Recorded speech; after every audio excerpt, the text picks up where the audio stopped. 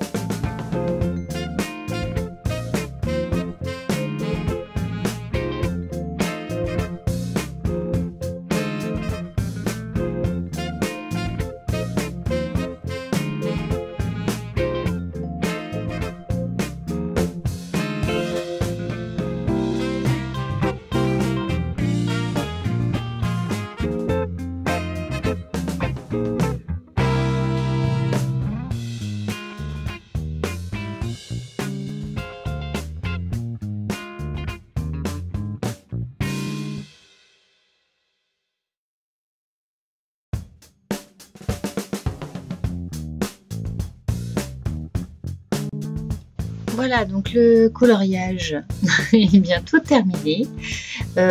Bon, j'ai fait la petite oursonne dans un autre coloris, un autre marron. Je le trouve un peu rouge ce marron, mais bon, voilà. J'ai pas voulu faire les deux ours de la même couleur. Je regrette un peu, mais bon, voilà, ça me convient. Voilà, faut pas non plus être trop exigeant. C'est bien, le rendu final, l'objectif c'est que l'ensemble soit sympa. Voilà, je termine juste en faisant les deux petits cœurs qui sont dessinés sur leur tête. Donc là je vais les faire en rouge et j'ai fait le gros cœur en rose. Voilà, donc le rendu de mes petits oursons, le voilà de plus près. Et puis, donc là, c'est ce que j'ai fait ce soir. Hein. Je vais, avec du papier action, faire une petite carte qui est destinée à une jeune fille. Voilà, donc je vais monter cette petite carte avec des papiers que je trouve un petit peu, voilà, qui font un peu jeune. Voilà, c'est pour une adolescente. Donc voilà, donc je vais recouper mon tamponnage. D'ailleurs, je suis tombée un peu en panne de lame de mon massicot. Il a fallu que je le change parce que ça peluchait le papier. J'ai fait beaucoup de découpes dernièrement, donc voilà, je pense que c'est la raison pour laquelle elle a rendu l'âme. Et là, je vais donc monter ma carte avec ma colle fétiche, la colle scotch. Alors là, ça c'est, j'en passe des tubes et des tubes. Je trouve cette colle super efficace. Enfin, une colle qui colle super bien et pratique parce qu'on peut, voilà, on peut ajuster, bouger un peu la feuille et voilà, ça je trouve que c'est pratique par rapport à du double face. J'utilise peu de double face. Donc là, je vais changer ma petite lame.